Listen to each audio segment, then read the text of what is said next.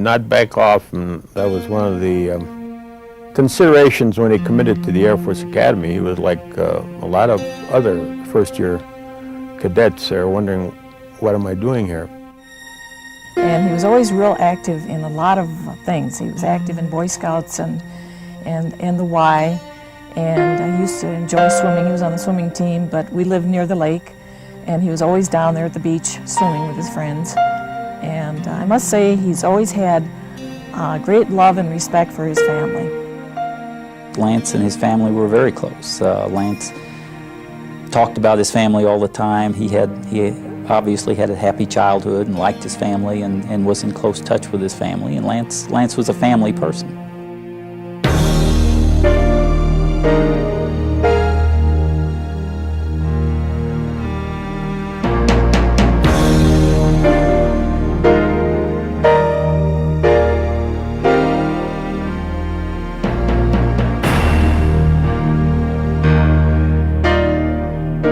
I am an American fighting in the forces which guard my country and our way of life. I am prepared to give my life in their defense.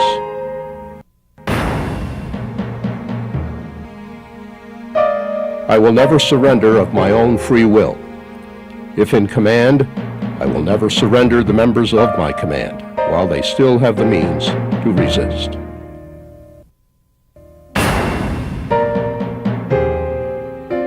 If I am captured, I will continue to resist by all means available. I will make every effort to escape and aid others to escape. I will accept neither parole nor special favors from the enemy.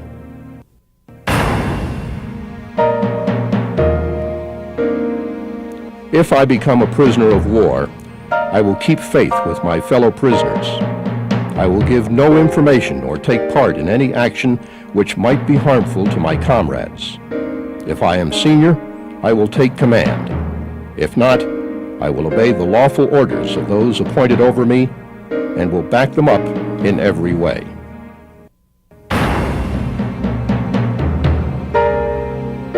When questioned, should I become a prisoner of war, I am required to give name, rank, service number, and date of birth. I will evade answering further questions to the utmost of my ability. I will make no oral or written statements disloyal to my country and its allies or harmful to their cause.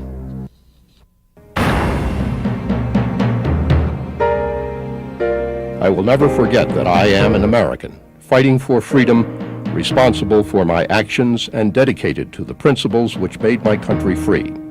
I will trust in my God and in the United States of America. I think we need to have a code of conduct. Everybody needs to have ethical standards and moral standards that they live to. And by expressing them in a code of conduct, you give people something to hold on to. And that helps when you're in a time of difficulty and stress. If you can have things you believe in and something that you're working towards, it makes it much easier to deal with it. Obviously, his behavior as a prisoner and throughout that ordeal reflect the highest ideals and dedication to the code of conduct, and should be studied by all of us as certainly something that we ought to understand, model, and if ever confronted with that situation, follow with the same dedication and vigor that Lance did. Until his death, Lance P. Sijan loved life and everything it encompassed. As a child in Milwaukee, Wisconsin, Lance played hard, involved himself completely in everything he did, and tried his best to live life to its fullest. After high school, Lance entered the Naval Academy Preparatory School in Bainbridge, Maryland, a year-long program to help students who may have academic or physical problems improve their chances of getting an appointment to the Naval Academy or the Air Force Academy. Lance wanted to go to the Air Force Academy, and he saw the preparatory school as a strategic move to better his chances. When he arrived at the Naval Prep School, he was asked if he would mind having a black roommate. Lance's parents taught him to respect people for who they are as individuals. Thus, Fletcher H. Flash Wiley became his roommate and friend. In 1960, when we were all picked to go and they sent us down to Lackland Air Force Base in Texas, America was a very different country than it is now. I was the only black cadet in the prep school with the Air Force contingent. And when we went to boot camp, they asked around to the guys who came from all over the country who would have a problem living with me as a roommate, because I was the only black person there. I know there were others that spoke up favorably, but Lance Sijan was the guy that was picked to be my roommate.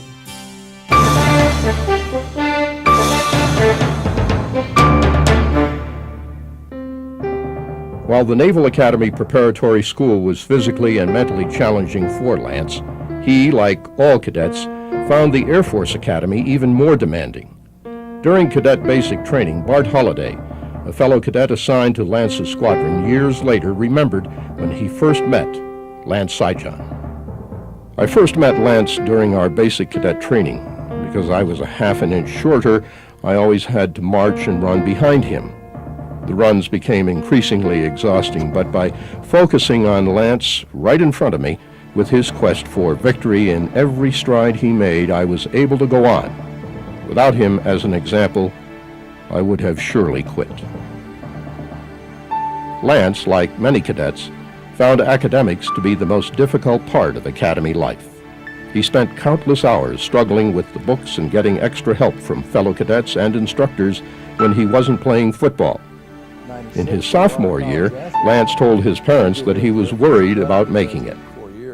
But if you can qualify to get in the Air Force Academy and finish the academic program, you're pretty smart, because there's a lot of other things going on than just academics or athletics. Here you've got the military training program, you've got the squadron problems, you've got your squadron duties, you're trying to be an athlete, and you put all that together and it's called being very busy. So it's a real feather in his cap and the rest of our grads to come in here and graduate, because it's not an easy school. He continued to struggle with academics throughout his junior year. It never seemed to get easier. Then, as a senior, after becoming a member of the varsity football team, one of his goals, Lance quit football. He made a tearful, really absolutely a tearful decision that he was going to give up football. And it was a part of his life, and it opened the door for him to become a cadet. And I think emotionally it was a tough decision for him, but he had his ducks in a row. He knew what he really wanted to do. Lance made the tough decision, the right decision. And after 4 demanding years, Lance and his classmates graduated in June 1965.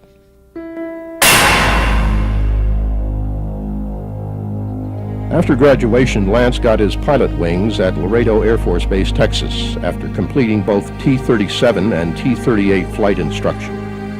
He then went to George Air Force Base, California, for upgrade training in the F-4, one of the primary fighter aircraft being used in the Vietnam War.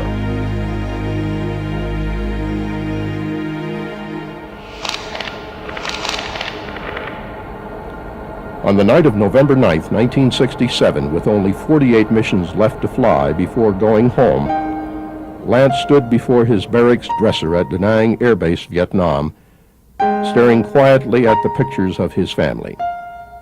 As part of his pre-mission ritual, he would mentally spend time with his family at their red brick Tudor house overlooking Lake Michigan. This normally had a calming effect on Lance as he remembered all the good times. But tonight was different. As he prepared for his night mission over Laos, Lance was more quiet than usual because yesterday his best friend, Lee Ellis, had been shot down. Tonight, Lance would be flying as a backseater to his squadron commander, Lieutenant Colonel John Armstrong, a West Point graduate and veteran of the Korean War. Beside them flew another F-4 Phantom. Both Phantoms carried 3 750-pound bombs fused to arms 6 seconds after release. But when Lieutenant Colonel Armstrong released the bombs during their attack run, they malfunctioned and exploded almost immediately, filling the cockpit with a blinding flash of light. Instinctively, Lance pulled the ejection handle and was blown clear of the damaged aircraft. As he passed through the thick jungle canopy, his helmet, parachute, and auxiliary survival pack were ripped away. On November 11th, a day and a half after Lance was downed, two F-4Ds were heading for their targets north of Hanoi when they heard a Mayday beeper coming from the jungle below. The beeper's transmitter was asked to identify himself. AWOL 1 Bravo, Lance answered in a calm voice. I'm kind of hurt bad. Compound fracture. My head's hurt pretty bad too. I was unconscious all day yesterday. As the formal rescue began, Lance was asked for further identification and responded. Sijan, Lance Peter, First Lieutenant, United States Air Force. He was also asked a prearranged question, the answer to which Lance had written on his authenticator card. Who is the greatest football team in the world? Lying on the jungle floor, bone protruding through his left leg, the three smaller fingers of his right hand dislocated, and the wound behind his left ear throbbing with pain, Lance answered, the Green Bay Packers. With his identity confirmed as a downed American pilot and a fix on his location, the rescue mission went into full swing. The Americans were determined to get Lance out. However, the North Vietnamese Army was just as determined to capture Lance and make his rescue attempt a very costly one. By the end of the day, the North Vietnamese had severely damaged several aircraft, wounded several airmen, and had prevented Lance's rescue. But as the sun set, Lance saw the chopper rotor blast on the trees above his position. He immediately radioed for them to drop the penetrator, a recovery device that could lift Lance to safety. The chopper pilot said he was sending down a pararescue jumper, a rescue specialist. Negative. There are bad guys down here. Drop the penetrator. I'll crawl to you. Lance pulled himself across jagged stones as he hacked away at thorny vines with his knife. The penetrator and rescue laid on the ground only 20 feet away. But because of his injuries, Lance's progress was slow, too slow. The North Vietnamese Army continued their assault, and the chopper, taking tremendous ground fire, had to pull away, taking Lance's chances for freedom with him. At dawn, 23 aircraft were ready to continue the rescue attempt, which had failed a day earlier when 108 aircraft and 4 ground radar sites had taken part. Time and again, they waited for Lance to respond to their radio calls. Each time the reply was silence. The night before, Lance had fallen into a sinkhole and had either damaged his radio or forgotten to turn off the emergency beep and drained the battery.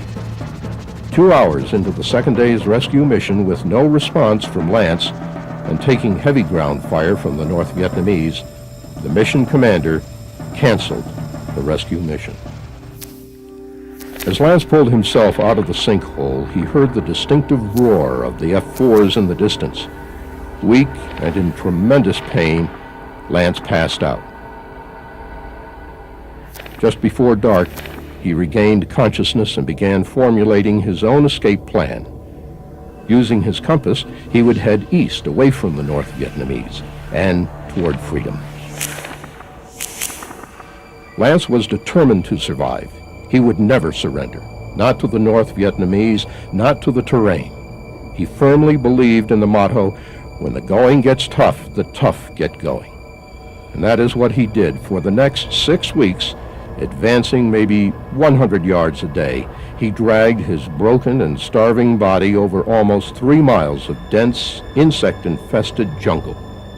Always in his mind was a belief that escape was a duty he owed to his uniform, to himself, and to the family he desperately wanted to see again. But fate once again stepped in. On Christmas morning, the North Vietnamese Army found Lance passed out beside a troop road. After evading the enemy for 46 days, Lance became a prisoner of war.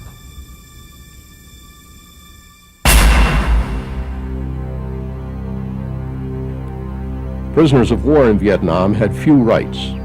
North Vietnam had signed the Geneva Convention, but they did not believe it applied to this particular conflict, since neither side had declared war. Rather, North Vietnam considered any airman shot down an air pirate and treated them as such.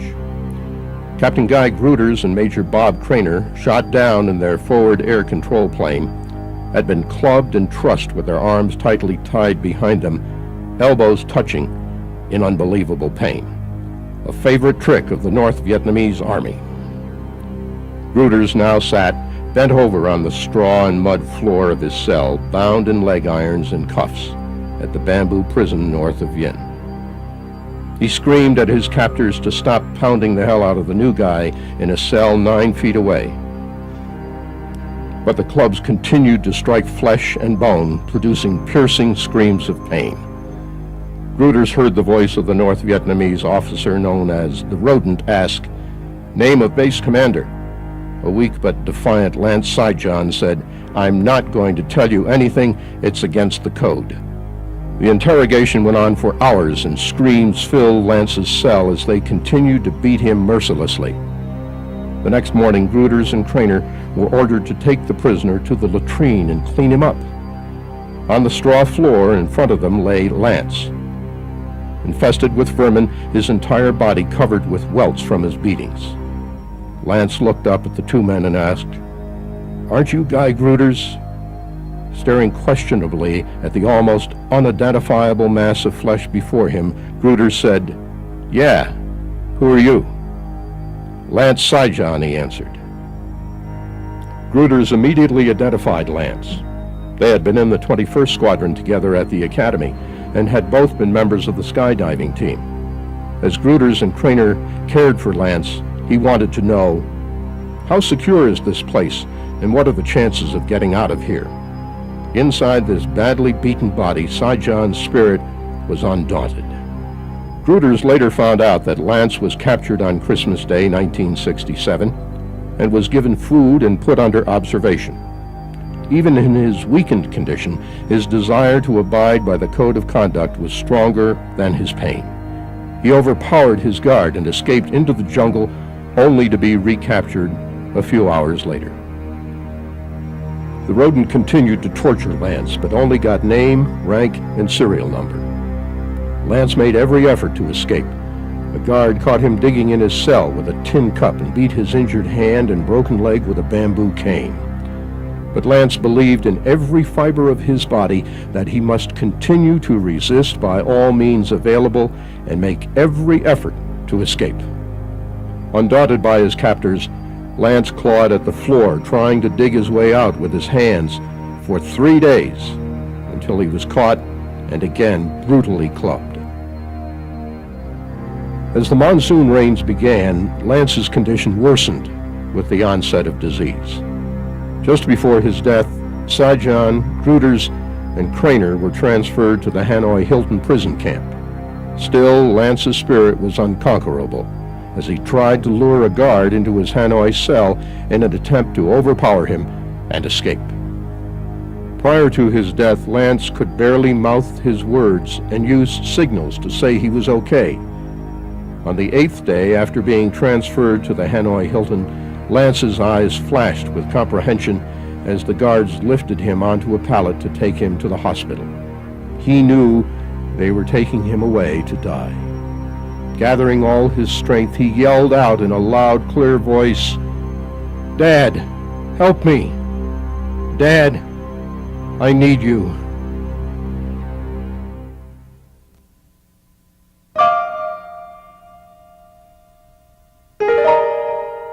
In memory of Lance's struggle and dedication to duty, on May 31st, 1976, one of 2 dormitories at the Air Force Academy was named Sijan Hall. Years later, at a reunion for the class of '65, Lance's classmates and friends remembered him. I just am happy to remember him as a dedicated, committed kind of fellow who had his own strong sense of right and wrong. He was exceptional in his personal bearing, I always thought. Lance just had something about him, and the best way I can describe it is a dignity or an inner strength that came through. Several decades later, after his heroic actions and his death in Vietnam, Lance's life still impacts cadets undergoing training at the Air Force Academy. An impact and inspiration Lance has been in the lives of many young men, military and otherwise. If this man could do this, I can do this. Well, when I get into certain situations as a cadet, sometimes I wonder, this is really hard, but compared to what Lance Sijan went through after he evaded capture and when he was captured and was interred as a prisoner of war, I think this is cake compared to that, and I use him kind of as an example of how to act. Lance P. Sijan made the ultimate sacrifice for his country. He gave his life. He believed in the code of conduct, love of country, family, friends, and though they were written down many years later, he also believed in and personified the core values of the Air Force. The triad of core values consist of integrity first, service before self, and excellence in all we do.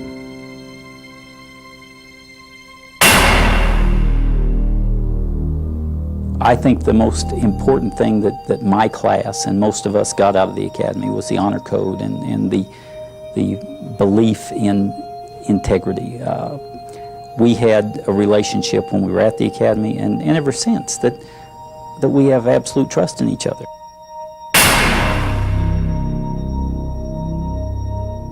Service before self. He lived for his other fellow prisoners of war. He was trying to escape and to help them to escape, even at risk to his own life.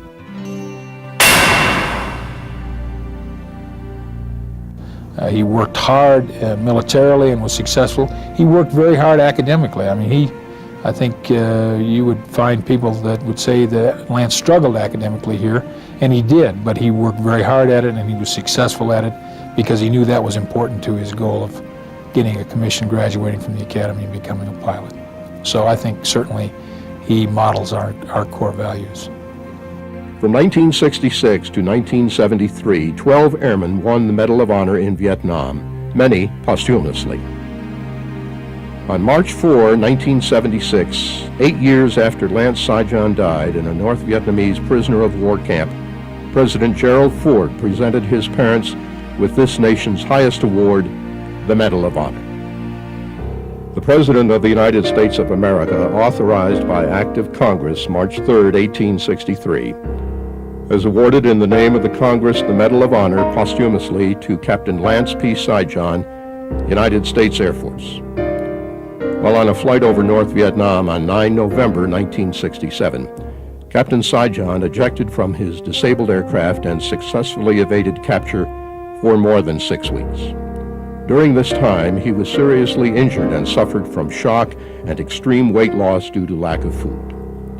After being captured by North Vietnamese soldiers, Captain Sijan was taken to a holding point for subsequent transfer to a prisoner of war camp. In his emaciated and crippled condition, he overpowered one of his guards and crawled into the jungle, only to be recaptured after several hours. He was then transferred to another prison camp where he was kept in solitary confinement and interrogated at length. During interrogation, he was severely tortured. However, he did not divulge any information to his captors. Captain Sijan lapsed into delirium and was placed in the care of another prisoner. During his intermittent periods of consciousness until his death, he never complained of his physical condition and on several occasions spoke of future escape attempts. Captain Sijan's extraordinary heroism and intrepidity above and beyond the call of duty at the cost of his life are in keeping with the highest traditions of the United States Air Force and reflect great credit upon himself and the armed forces of the United States. I know Lance, as a warrior, would want to die with a sword in his hand, and that's what he did.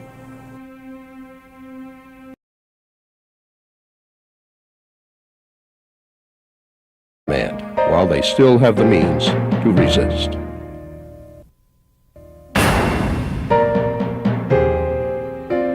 If I am captured, I will continue to resist by all means available. I will make every effort to escape and aid others to escape. I will accept neither parole nor special favors from the enemy.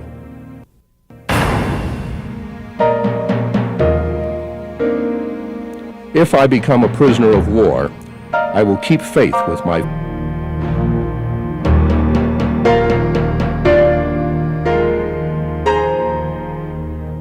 He would not back off, and that was one of the considerations when he committed to the Air Force Academy. He was like a lot of other first-year cadets are wondering, what am I doing here? And he was always real active in a lot of things. He was active in Boy Scouts and the Y, and I used to enjoy swimming. He was on the swimming team, but we lived near the lake.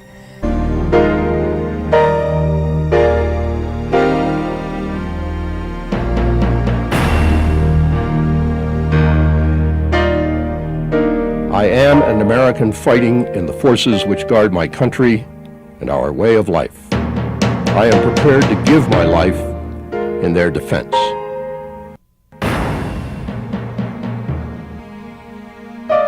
I will never surrender of my own free will. If in command, I will never surrender the members of my command. And he was always down there at the beach swimming with his friends. And I must say he's always had great love and respect for his family. Lance and his family were very close. Lance talked about his family all the time. He obviously had a happy childhood and liked his family and was in close touch with his family. And Lance was a family person.